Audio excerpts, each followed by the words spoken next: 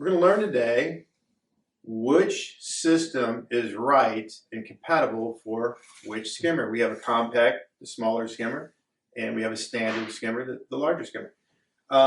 We have two different lines of UVinex systems. We have the original UVinex system, and we now have the high output UVinex system. We'll start with the original system and the compact skimmer. The compact skimmer is compatible with the 18-watt UVinex system, the original one, and the 28-watt high output system.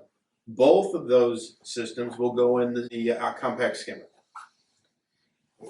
The compact skimmer is only capable of taking one UV light, as opposed to this larger standard skimmer, which can take 2 UV lights. The standard skimmer, the larger one, on the original equipment, the 26-watt and the 50-watt UVinex systems are compatible with this unit.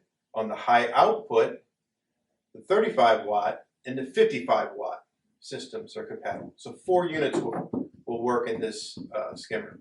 If you need information of determining which skimmer you have, whether it's the compact or the standard, we have a link in the description below that you can access to find out that information.